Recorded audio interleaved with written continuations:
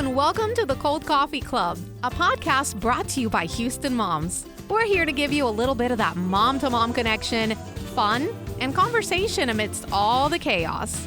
Join us as we take a break from doing all the things and explore the wide spectrum of this crazy motherhood role. We'll interview fun guests, talk about cool grown-up topics, laugh, share, and grow together. So go ahead, reheat that coffee, and put your feet up. Here we go. Hey there, welcome to the Cold Coffee Club. This is Jenny. And this is Ashley. Good morning. Hello. Okay, Ash, spill your tea. What's going on at your house this week? So everything is going smoothly, getting adjusted to the new house. But one thing I underestimated was the amount of work it takes to maintain your yard. I completely forgot about that.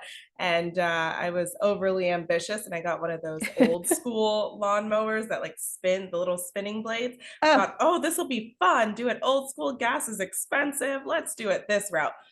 Nope. No. That was a big fail. I cut my grass once, and those things are not built to chop up like pine cones. I have a lot of pine cones in my yard. My grass is really thick because it's been raining, and I was caught up on stuff constantly, and I was just like, no. So I have switched to an electric lawnmower. Smart. And it is lovely. I'm enjoying it. So that is my big fail. It really is a lot. It's a lot to do. And my backyard's huge. So it would take anybody quite some time, but that little rinky-dink lawnmower was not cutting it. Get it? See what you did there. We're having like a mushroom issue. Like I feel like we are growing tons of mushrooms right now, and like we'll cut them out, and then like 3 days later, those things grow so fast. Yes. Like, how does this happen? It's crazy. All that rain. Well, we are excited to welcome all of our listeners. This is a new season of the Cold Coffee Club. This is the first episode of our new season. Is that right? Second episode. That's right. We didn't mention it last time. Yes, so I wanted to mention it today. If it is the second episode of our new season. Same us. Same us. So we are going to go back to our weekly schedule. We had been switched to every other week. And now that everyone's back in school and we have a little bit more consistency in our lives, we're going to switch back to our weekly schedule. So we're really excited. Yes. So tell me, Ashley, what is your cream and sugar this week? What's something that you are loving in the Houston area? Yes. So I took your advice and went to Armadillo Escape Room Adventures. There's a location here in Old Spring, and we went for my middle son's birthday, and we loved it. We did not escape the room, and we had to ask for clues because we were so lost. Everyone was very much into it at first, and then it became to a point where it's like everyone was talking so loud and no one was listening, but we learned a few things, and we started paying attention to more details. That was kind of the goal. My oldest was very much into it.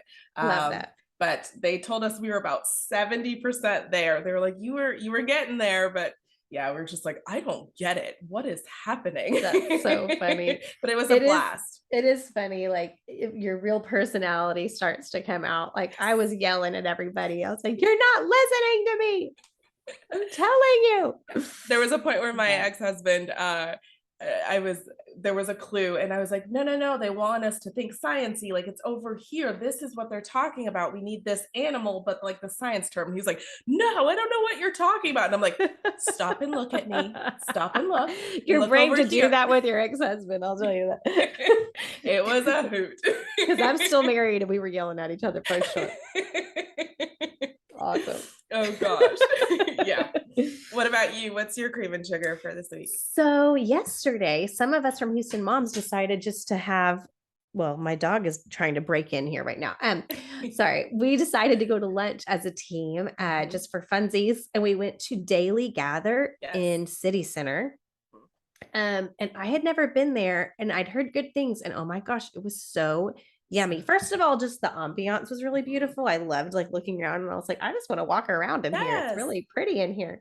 But we had some really great food. There was a really yummy tomato bisque. There was lots of good salads and sandwiches, and like really unique ones too, like things that I've not had before.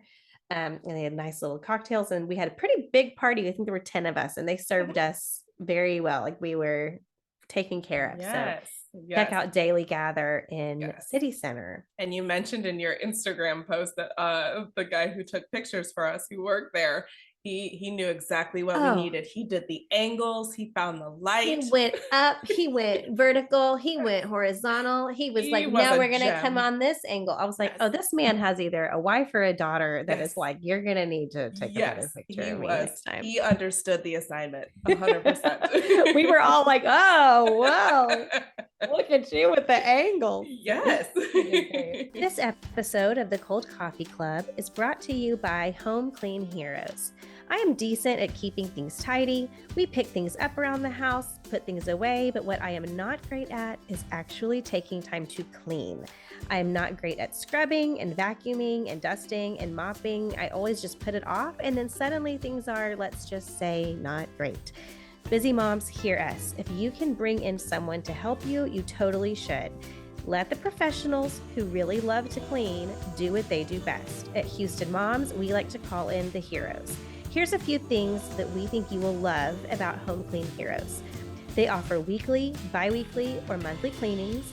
They offer one-time cleanings for those move-in and move-out cleans. And my favorite part is that every clean gives back.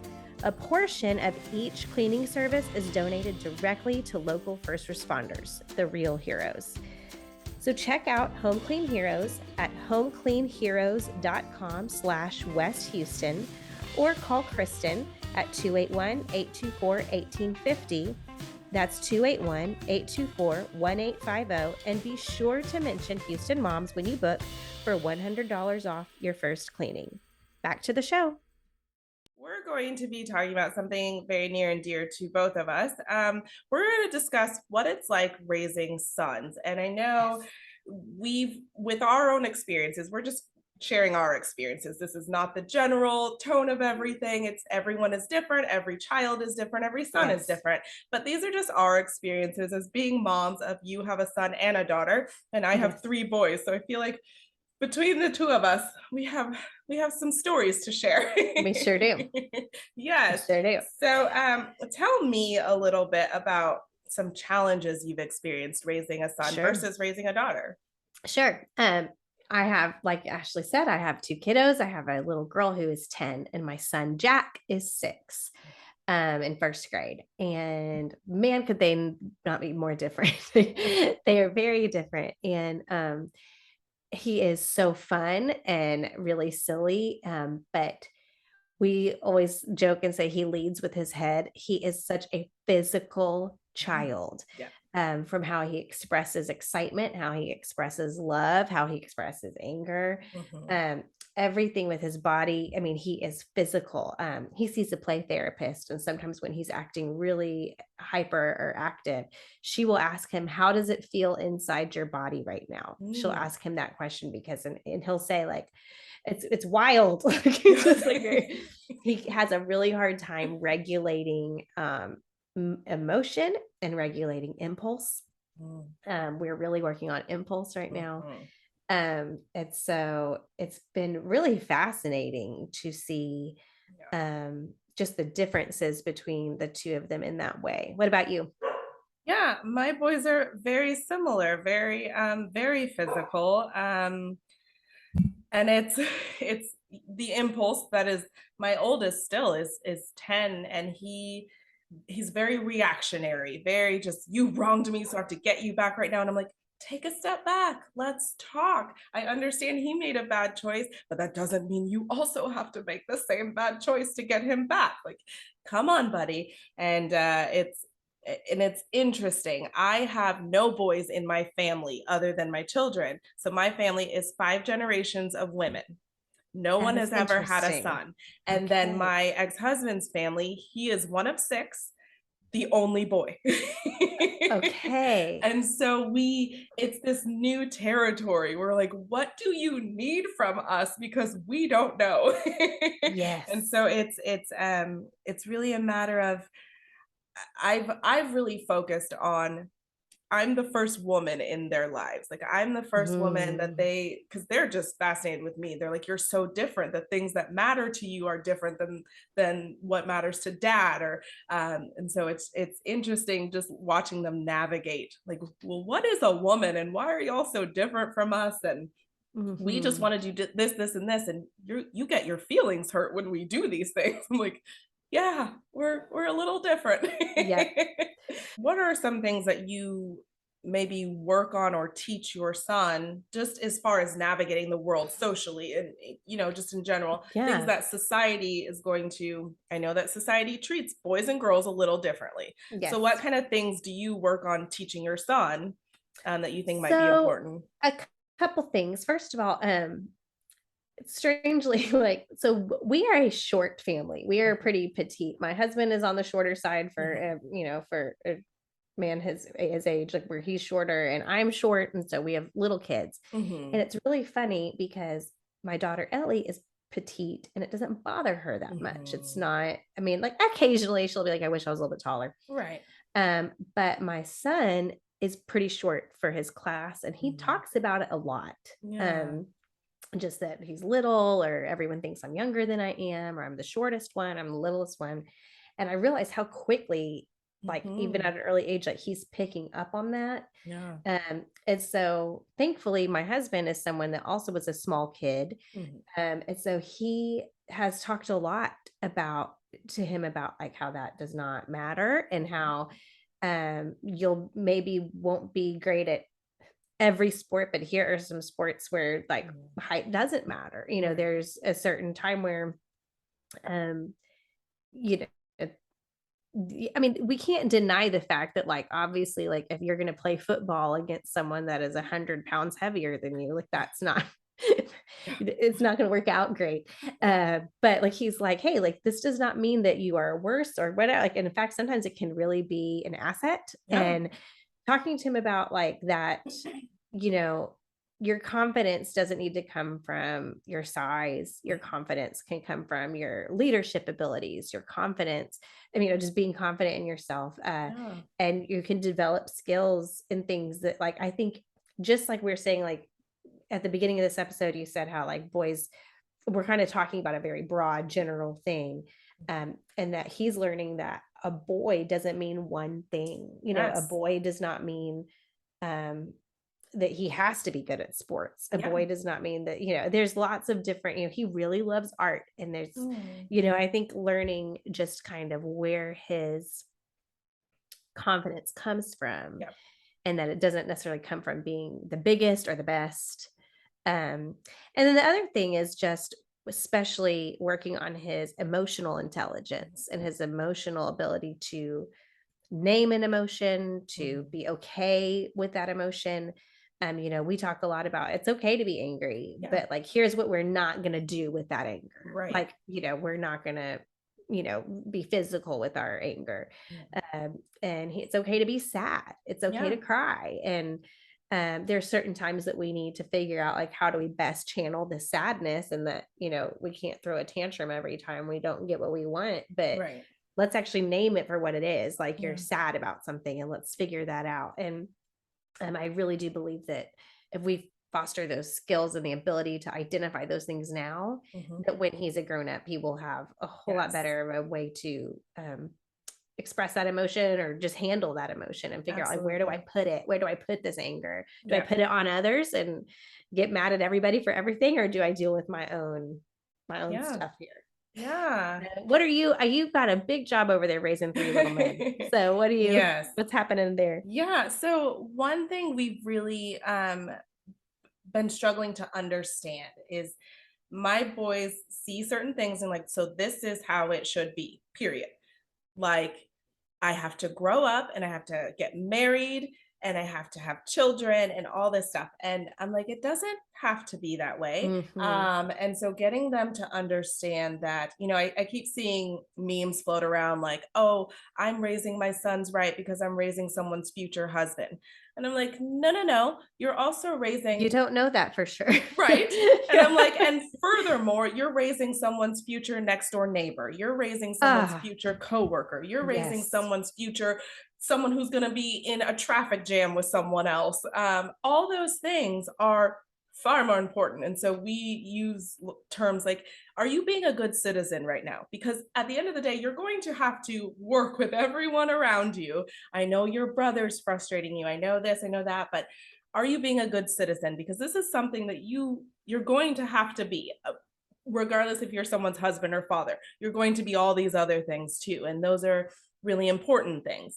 And so I hate how like that they think like, oh, life is supposed to be this way and that's just how it's going to be, and I'm the man and I'm going to do this. Like, whoa, Right. buddy. Simmer Yeah. down. And yeah, we're dealing with a lot of emotional intelligence as well. Like, well, why do you feel this way? What is it coming from? My middle son is very emotional.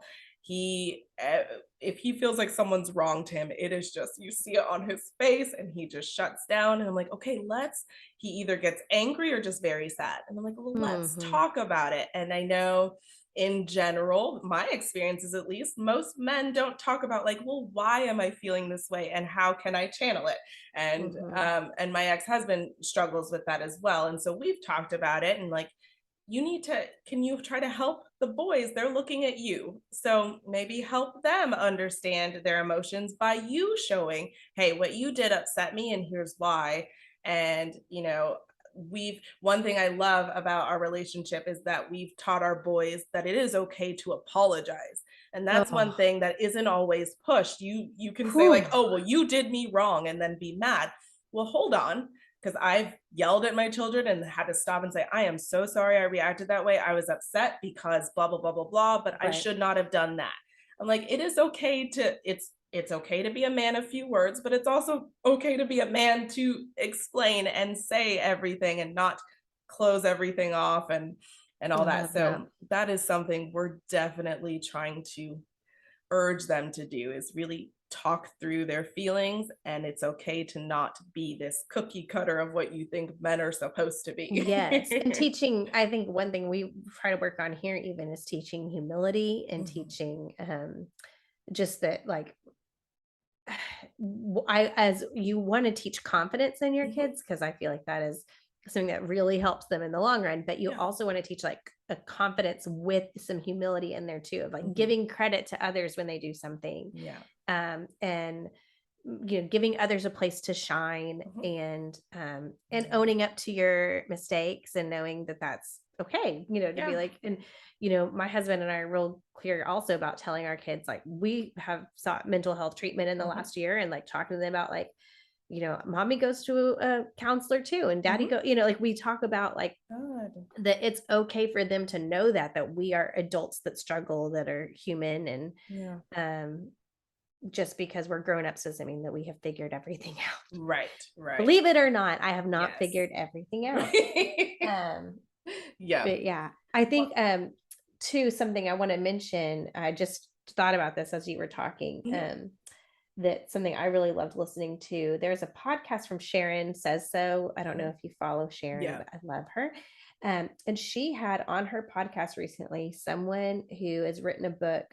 She works for the Violence Project, and it's mostly focusing on like, she studies school shootings, and it's like how we as a society can better prevent them and see them coming. And like I guess she worked for years focusing, she worked for Attorney General's office focusing on anyone that's on death row, anyone that is a violent offender, trying to figure out like from their childhood, like, where did this start? Like, how did we get here? And there's no, of course, it's no surprise to anyone, like, thinking that's read the news, that the majority of people that commit gun violence are men. Not saying that women can't, but and school shooters are 98% of the time a boy. And so she's not, I mean, obviously, like, we know there's like gun conversations and whatever, but like, she really doesn't, at least in this podcast, didn't focus on that as much. She kind of focused more on like the child and how we can best figure out, like, how do we prevent that from even getting to that point. And so it's, we'll put it in the show notes, but Sharon Says So's podcast, where she interviews the author of a book who works for the Violence Project. I wish I could remember her name off the top of my head right now, but it was really fascinating about like, I thought about it, listening to it, like as a mother of a son, I don't foresee any, like, I'm not sitting here like thinking like my son could do this violent act, but you do wonder like, where does that shift happen? Yeah. Like what happened to these boys at some point in their life, and like what are they trying to, you know, the ones that survive, they've interviewed them and it's like, what were you trying to do? Like what was your goal? And you know, I don't think that these boys when they were 5 were evil, you know, monsters. I think that something happened along the way, and it was just really, I think there's lots of things we can do at a school level, but then also like what can we do as parents as we're raising these boys. It was just fascinating. So one thing I've always struggled with raising boys is that there's this assumption from people that like, oh, we have it easier because we have boys, in the sense that people raise their sons and daughters a little differently with certain fears that are valid, but certain fears for their daughters that they don't necessarily have for their sons. So sexual violence, stuff like that, they're not so concerned. And, you know, I'm gonna, you know, he's gonna pick up my daughter for a date and I'm gonna have a shotgun kind of thing. And I'm like, whoa, please stop. But one thing I've really pushed with my children is the idea of consent. And that started from the very beginning. Just, you know, if something makes you uncomfortable, even with me, like, Mom, please don't do that. Or even as simple as like tickling your kid and they tell you, okay, stop. You need to stop, so that they understand that their stop, their no means something. And same with me, like they'll roughhouse with me and I'm like, oh, I said stop, please respect my body. And I've been saying respect my body for years. The idea of consent and getting them to understand when someone says stop, you need to stop. And the same goes for you. And I've had to push family members about that. Like, if my son says he doesn't want to give you a hug, that is okay. He can give you a high five. He can give you a fist bump, whatever. Let's keep that idea going. I'm doing it at my house. I need you to let them feel safe as well as their granny or their grandma or their great granny or whatever. I need you to help with that as well. And I think a lot of times people overlook that it's important for boys to feel safe and okay and all that as well, just as much as having daughters. Yeah, I think that's so smart. And I'm quick to say, you know, if he's playing with my daughter, I'm like, hey, I heard her say no. I heard her say stop. Shut it down. You know, and even with your own friends, like if you're playing with your buddies even and they're just kind of roughhousing, I'm like, the minute someone says stop, we shut that off. So that's I love important. that. So I know you had a few books in mind that you also wanted to share with us. I wanted to share a couple books here. First of all, I have Raising an Emotionally Intelligent Child by Dr. John Gottman. This was recommended by my son's counselor, and that he sees, and it's really it's helped me a lot with some of those big emotions that he had. And just, this is much more of a, rather than like change your child's behavior, this is change your parenting. So that was one of those like, oh, maybe I need to do things differently. Also, this book has been around a while. It's The Whole Brain Child by Dr. Daniel Siegel and Dr. Tina Payne Bryson. And I'm going to read a little portion of like the back because I thought it was interesting. It says that the authors explain and make accessible the science of how a child's brain is wired and how it matures. You have the upstairs brain, which makes decisions and balances emotions, and that is under construction until your mid-20s. And especially in young children, the right brain and its emotions tend to rule over the logic of the left brain. No wonder that kids throw tantrums and fight or sulk in silence. By applying these discoveries to everyday parenting, you can turn any outburst or argument or fear into a chance to integrate your child's brain and foster vital growth. So that is The Whole Brain Child. And then a book I bought years ago, like in the throes of toddlerdom, and you know, when he was, I think probably around 3 or 4, I bought this book. It is called Calmer, Easier, Happier Boys by Noel, Janis, Norton. I might be saying, it might be Janis. I don't know. It might be a soft J.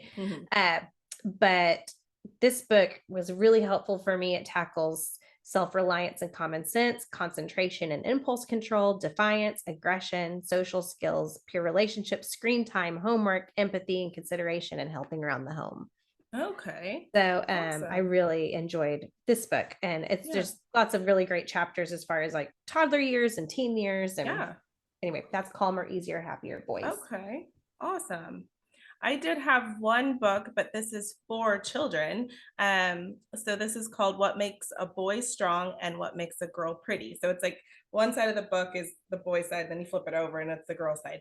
Oh, cute. Yes. And so at first the title, I was like, okay, where is this going? But it actually talks about, that there are so many things. You don't have to be strong necessarily as far as like I can throw a baseball really far, Sure. or I can lift weights. Being a kind helper, being someone who's, empathetic. It says like helping your mom around the house makes you a strong person. Being a good leader and being thoughtful makes you a strong person. And then it also talked about what makes a girl pretty. It's not physical. It's not always physical. You can have a kind heart. You can have, sharp wit. You can be all these things that contribute to making you pretty. And so I thought that was such a fun book, and it's in my kids' bookshelf somewhere. I can't find it, but I love when they read it, because it's a great reminder that there are so many things that make you a strong boy. It's not just, oh, he has big muscles and he's this. Sure. So I always just thought that was a fun. We've had it since Oliver was a baby, and they still read it. So yeah. So precious. Yes. Yeah, let's move on to our I love that conversation. I love talking to boy mamas.